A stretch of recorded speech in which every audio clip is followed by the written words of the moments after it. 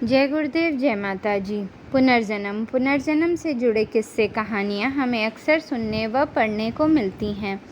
कई बार हमारे आसपास भी ऐसी घटनाएं घटती हैं जिन पर हमें विश्वास नहीं होता।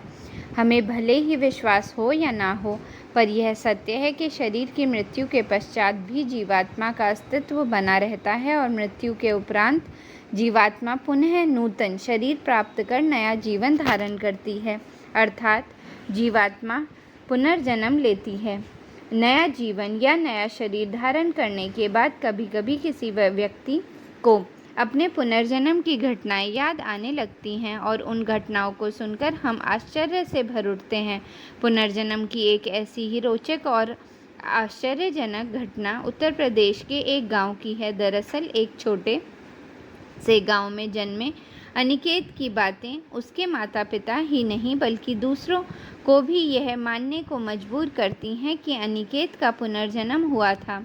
वर्षों पूर्व उत्तर प्रदेश के उस छोटे से गांव में जन्मे अनिकेत को बचपन से ही हनुमान जी के प्रति विशेष अनुराग था। एक बार जब उसके पिताजी बाजार से हनुमान जी का चित्र लेकर आए थे, तब उस चित्र को देखकर अनिकेत बहुत प्रसन्न हुआ।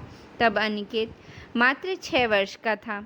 उस चित्र को देखते ही अनिकेत के मुख से हनुमान जी से संबंधित कई मंत्र स्फुरित होने लगे। वह हनुमान जी के चित्र को सामने रखकर बिना चालीसा देखे ही हनुमान चालीसा, बजरंगबली, बाण व हनुमान जी की आरती आदि पाठ करने लगा। यह देखकर उसके माता पिता भी आश्चर्यचकित थे। अनिकेत को उन्होंने कभी हनुमान चालीसा पढ़ाना नहीं सिखाया, उसे लेकर कभी हनुमान मंदिर भी नहीं गए और न ही उसे हनुमान जी का कभी चित्र दिखाया। फिर भी पहली बार में ही हनुमान जी का चित्र देखकर उन्हें पहचान लेना और उसकी स्तुति करना, यह सब अनिकेत के माता पिता के लिए किसी अजूबे पहेली से कम न था। समय के साथ धीरे धीरे अनिकेत को अपने पिछले जन्म की घटनाएं एक एक करके याद आने लगी। अब अनिकेत 10 वर्ष का हो चुका था। अचानक उसने अपने माता पिता को जो कहानी सुनाई, उसे सुनकर उसके माता पिता ही नहीं, उसके आसपास के लोग भी हैरान रह गए और अपना घर फैजाबाद के एक छोटे से गांव में बताने लगा और साथ ही वह वहां जाने की जिद भी करने लगा। उसने बताया, मेरा घर फैजाबाद के पास एक गांव में था। मेरे पिता किसान थे और हनुमान जी के परम भक्त थे। वे अक्सर अयोध्या के हनुमानगढ़ी मंदिर जाया करते थे।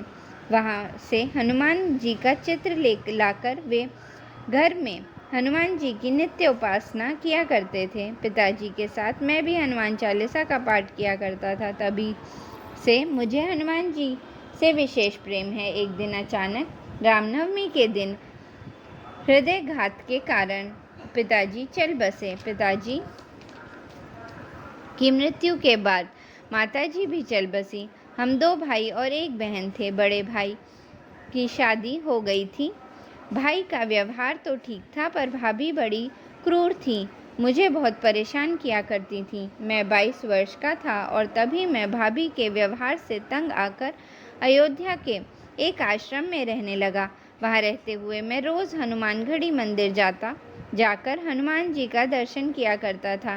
35 वर्ष की अवस्था में मैं पुनः गांव लौट आया, पर 2 वर्ष के बाद ही मेरी मृत्यु हो गई। यह कहानी सुनकर एवं अनिकेत की जिद को देखते हुए उसके माता पिता उसे फैजाबाद के उस गांव में लेकर गए जिसे वह अपना गांव बताता था। वहां पहुंचते ही वह अपने घर को पहचान गया।